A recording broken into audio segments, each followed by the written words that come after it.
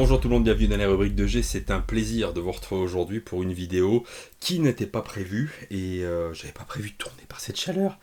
Il doit faire 38 degrés, je crève de chaud enfermé dans mon petit bureau. Mais je vous avoue qu'il y a quand même deux trois trucs dans les annonces de Panini qui m'avait un petit peu chagriné et j'avais envie quand même d'en parler avec vous et d'exposer mon avis parce que je sais qu'il y a quand même beaucoup de lecteurs, de passionnés de Marvel qui ont été frustrés par quelques-unes des annonces, une en particulier autour du Daredevil de Zdarsky et je trouve que ça méritait quand même de prendre la parole quelques instants calmement, sans gueuler, sans quoi que ce soit. On n'est pas là pour faire du bashing, mais pour essayer d'exposer une problématique qu'on peut rencontrer quand on est un passionné de Marvel, et je pense que c'est pas une bonne idée en fait de multiplier ce genre de problématiques qui peuvent à la longue faire fuir les lecteurs et peut-être les pousser vers d'autres moyens de consommation nettement moins avantageux pour Panini. Qu'est-ce qui s'est passé? Il y a eu une belle annonce autour du Daredevil de Zdarsky qui n'est même pas fini en fait d'être publié en 100% puisqu'on nous a annoncé qu'on aurait là dans les mois à venir au fil du temps quatre magnifiques deluxe qui allaient reprendre l'intégralité du travail de Zdarsky avec l'event qui est au milieu, Devil's Reign, et donc on aurait la totale. Donc bon, première petite stupéfaction, si on peut appeler ça une stupéfaction, mais j'avoue que annoncer le Deluxe alors que le run n'est pas encore terminé, écoute, c'est plutôt positif parce que ça doit vouloir dire qu'il y a une grosse demande, mais bon, j'ai pas pu m'empêcher de penser à ce bon vieux Charles Soule qui est très très souvent décrié, mais moi je fais partie des gens qui ont particulièrement apprécié, sans dire que c'est un truc extraordinaire, mais j'avais bien aimé en fait son travail sur Daredevil, à l'époque où c'était encore les dos gris et écriture rouge, donc ça remonte à quand même un sacré moment, et sauf erreur de ma part, vous m'arrêtez si je me trompe, enfin vous m'arrêtez pas, vous pouvez le marquer en commentaire, je n'ai jamais vu en fait de Deluxe en fait là-dessus. Et c'est un petit peu dommage, parce que on a du Bendis, on a du Brubaker, on a du Zdarsky, et mon Charles Soule au milieu, qui n'aura pas droit à son Deluxe. Et en toute honnêteté, il y a quand même pas mal de trucs dans le run de Zdarsky que je trouve très moyen, et ça vaut ça, hein, vraiment sans aucun souci. Bon, mais il y a des trucs là-dedans que j'ai vraiment vraiment aimé. Donc c'est un peu dommage que ça ne soit jamais sorti en Deluxe. Est-ce que ça sortira un jour? Bon, j'en sais foutrement rien. Et c'est bien ça le souci, c'est qu'on est tout le temps un petit peu dans l'expectative du côté de chez Panini, et c'est vraiment dommage.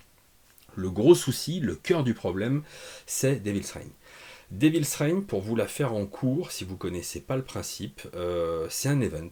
Un event dans l'univers de Daredevil, mais qui impacte aussi l'univers Marvel. Donc ça, c'est un petit peu quelque chose de récurrent, notamment ces dernières années. Tu peux avoir des events, par exemple, dans l'univers de Venom, mais qui vont aussi impacter le reste de l'univers. Tu peux avoir War of the Realms, quand c'était la fin du Thor de Jason Aaron. On y reviendra peut-être sur le Thor de Jason Aaron un petit peu plus tard dans cette vidéo.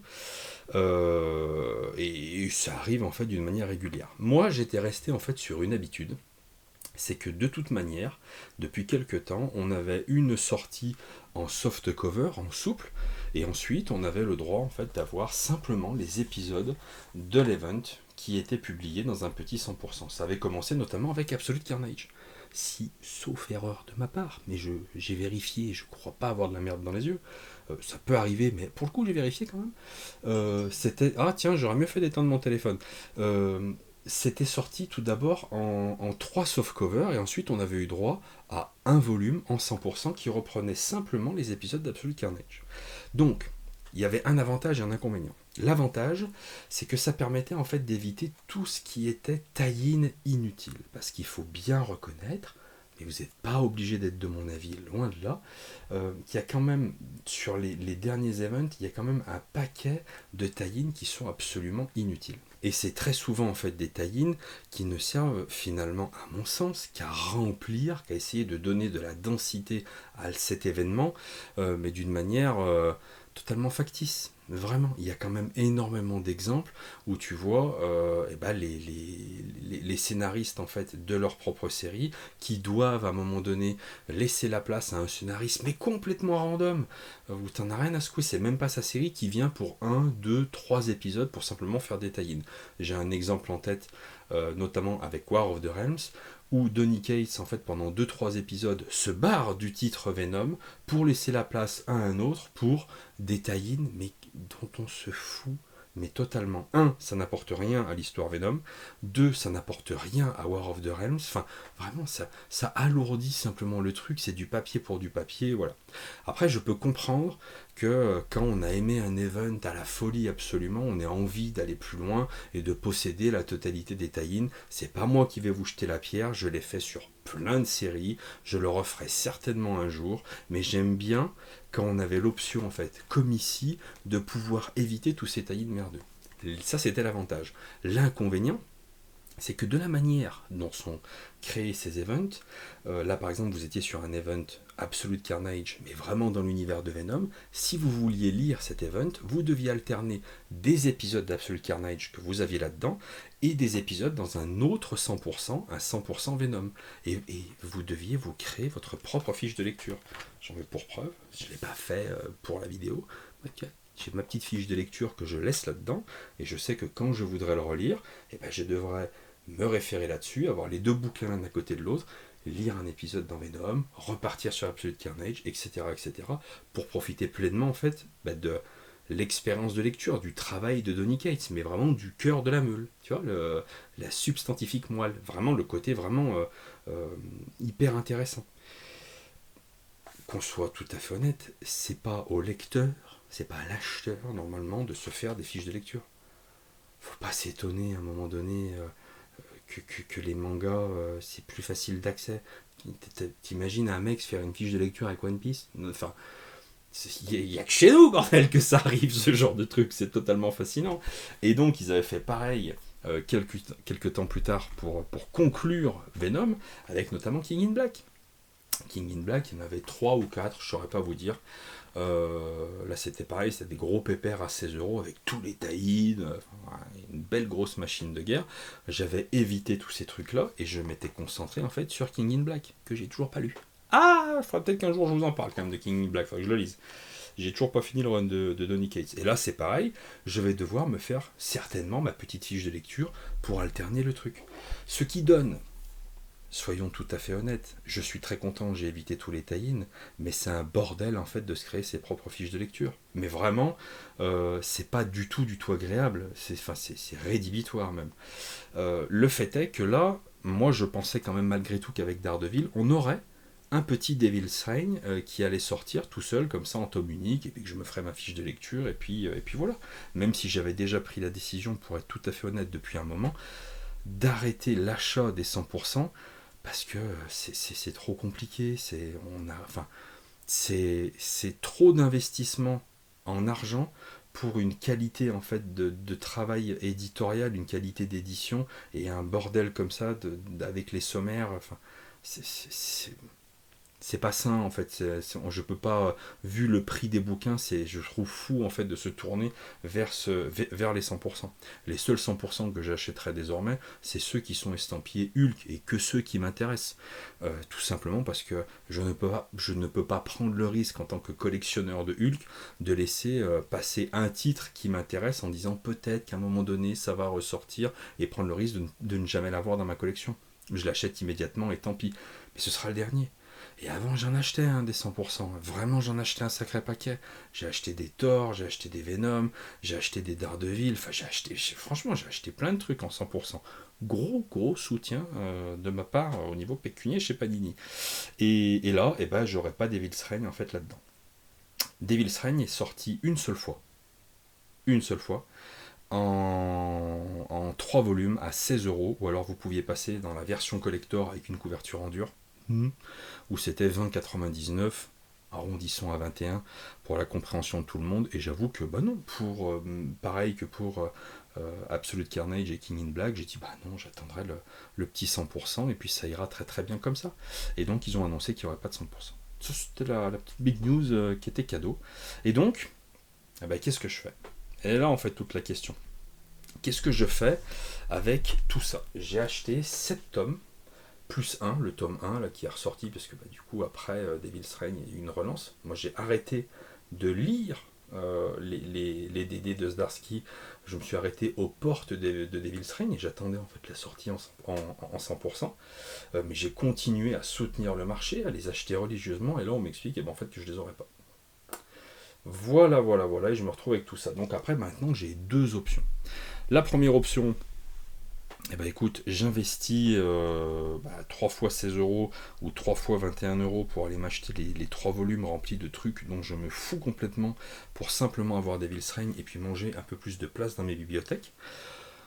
Non, c'est pas une option, je le ferai pas. J'essaye de revendre tout ça. Mais je pense qu'il y en a un paquet avec cette annonce qui vont vouloir revendre tout ça et donc le prix va évidemment chuter, hein, l'offre et la demande. Puis qui va être intéressé par ça maintenant, étant donné que les Deluxe vont arriver. Voilà, en fait c'est mort. Et j'arrête. Voilà, je ne vais pas continuer les Zdarsky, en tout cas je ne vais pas continuer à les acheter pour être tout à fait franc avec vous, mais je trouverai un moyen de les lire autrement, hein, voilà, hein. Et c'est vraiment dommage, mais à un moment donné j'ai pas le choix parce que financièrement c'est quand même pas sain.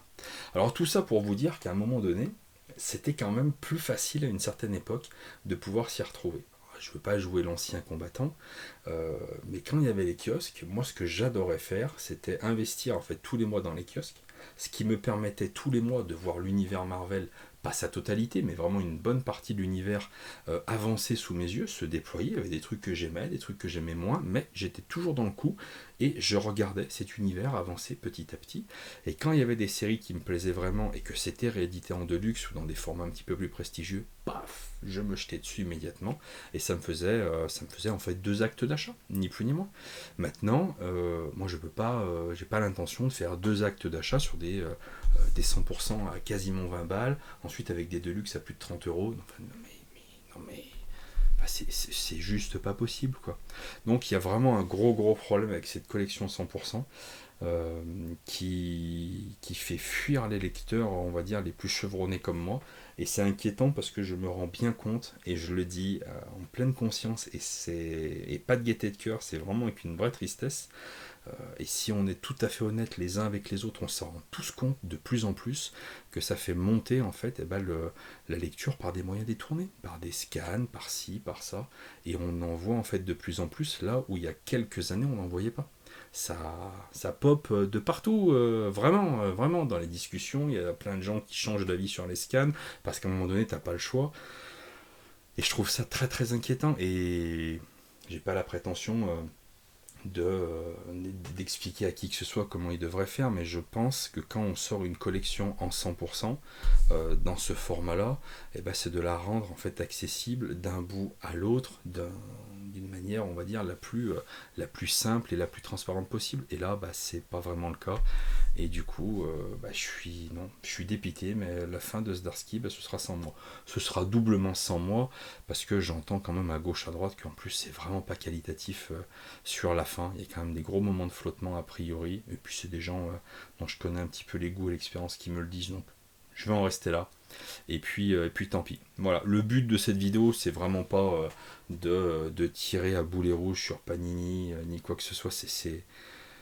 C'est pas du tout l'idée parce que je suis vraiment un fan de l'univers Marvel et j'ai rien contre Panini en tant que tel, mais il y a un moment donné, quand il y a des choses comme ça qui se font et qui sont rédhibitoires en fait pour les lecteurs, pour les passionnés, et que tu le sais, tu le sens, tu le vois autour de toi, c'est contre-productif, en fait, je trouve que c'est important quand même de le dire.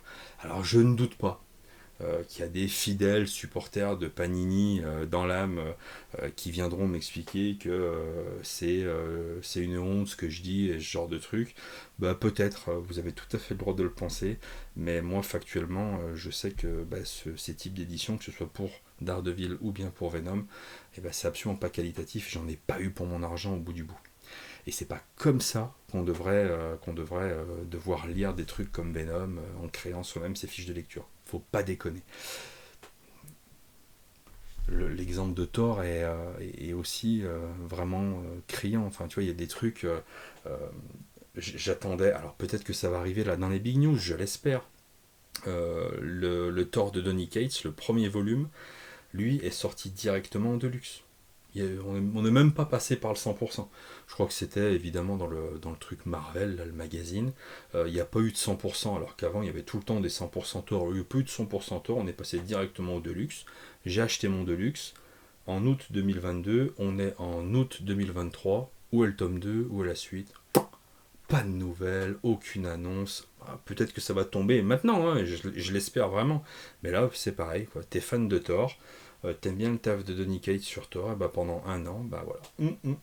Pouf, pouf, pouf, et bah tu n'as pas d'infos et voilà, tu sais pas comment faire. Et pour revenir aussi sur les 100% aussi, c'est quand j'avais commencé les Thor de Jason Aaron, il y en avait une partie qui était déjà sortie en deluxe. Donc je m'étais dirigé vers cela avec le Gore, le dévoreur, le tueur de Dieu. Merde, j'ai mangé son nom, Gore. Et il y avait toute cette partie-là où c'était encore Odinson le Thor, qui était en deluxe. Et ensuite, c'était le début en fait de Thor en 100%, mais la version Thor Jane Foster. Et j'achetais mes 100%. Et vraiment, vraiment, j'étais tellement mordu en fait du Thor Jane Foster. J'en avais fait une vidéo, j'ai adoré cette histoire, Raphaël Dotterman et tout, que là vraiment j'étais prêt à les racheter en deluxe, continuer ce que j'avais commencé le run en deluxe, revendre ensuite mes autres 100% pour avoir la totalité en deluxe. Vraiment j'étais prêt à faire 2 actes d'achat importants, 100% deluxe sur cette série parce que je la trouvais incroyable. Et bah dans le run de Jason Aaron, il y en a une partie qui est sortie en deluxe. Après, on n'a jamais eu les deluxe et ils nous ont sorti les fameux 2 omnibus avec là encore une fois un ordre de lecture inexistant. Et j'ai vu passer des réponses de Panini dans les commentaires où je suis désolé. Les réponses étaient fallacieuses. L'ordre de lecture n'était pas respecté. Et ce n'était pas le truc, je ne veux même pas dire idéal, ce n'était pas de cette manière-là dont Jason Aaron avait écrit l'histoire. Et là, c'est emmerdant. C'est emmerdant. C'est-à-dire que tu étais quand même sur 2 omnibus. Il y en avait un où c'était la partie Thor Odinson, sauf qu'il y a du Thor Odinson au début et à la fin de son run, et il y avait la partie Thor Jane Foster. Mais tout est un petit peu entremêlé. Et si vous voulez avoir une expérience de lecture qui soit la plus juste possible et qui corresponde parfaitement à ce qu'avait voulu faire Jason Aaron, eh ben vous deviez, encore une fois, vous faire votre petite fiche de lecture, avoir l'omnibus A d'un côté, l'omnibus B de l'autre, et démerde-toi avec ça. On est quand même sur des produits à plusieurs dizaines d'euros. Enfin, c'était vraiment 2 gros pépères. C'est pas possible. C'est pas possible. C'est une folie, en fait, de faire des trucs comme ça. Déjà, pour ceux qui, comme moi, en fait, on attendait les Deluxe, en fait, on t'explique que tu n'auras pas les Deluxe, et tu peux même pas, en fait, te dire, bon, allez, tu revends tout cette fois, et tu pars sur les omnibus, parce que les omnibus, l'ordre de lecture, il est foireux. Non, mais c'est incroyable. Enfin, c'est pas possible. On est dans un marché qui est vraiment de plus en plus tendu. On le voit bien. Il y a on a freiné au niveau des omnibus du côté de chez Panini. C'est bien parce qu'à un moment donné, si ça se vendait, ils n'auraient pas freiné au niveau des omnibus. Donc à un moment donné, c'est que les gens, ils ont du mal en fait à suivre la cadence. Et je pense que cette tendance va s'accentuer. Je ne veux pas jouer Madame Soleil, mais quand tu regardes un peu les infos, les annonces d'augmentation de prix à gauche, la bouffe, l'essence, l'électricité, le gaz, et à un moment donné, ça devient compliqué. Et la moindre des choses, c'est d'avoir quand même des produits, quand tu les achètes, qui soient qualitatifs, ne serait-ce que dans les ordres de lecture et dans les sommaires. C'est la moindre des choses. Voilà, après, s'il y a des gens qui sont capables de m'expliquer que c'est pas si grave, à 100 balles le bouquin, c'est pas si grave de devoir se faire des sommaires, je suis tout disposé à en discuter dans les commentaires, avec grand plaisir, mais ça va falloir des gros arguments, les cocos, vraiment, putain, accrochez-vous au basket, parce que je n'y crois pas. Je n'y crois pas. C'est dommage, c'est vraiment vraiment dommage, je suis pas du tout certain de l'utilité de cette vidéo, je suis à peu près certain que mon message sera détourné par certaines personnes pour montrer du doigt, bouh salaud, peut-être, mais moi ça me tenait à cœur parce que je suis un passionné de comics, je suis un passionné de Marvel, j'ai rien contre Panini, bien au contraire, vraiment bien au contraire, mais à un moment donné ce genre de truc, non, c'est des buts contre son camp, et c'est pas possible. Allez, j'arrête de vous embêter, on en discute dans les commentaires si vous le souhaitez. Je vais pas refaire des vidéos comme ça tous les jours parce que j'espère qu'il n'y aura pas à chaque fois des nouvelles comme ça. Mais ça me tenait à cœur quand même d'en parler. Et bisous. Abonnez-vous, laissez-moi un petit pouce bleu si ça vous dit. Et puis on se retrouve dans les commentaires pour en parler. A bientôt dans les rubriques de G. Salut.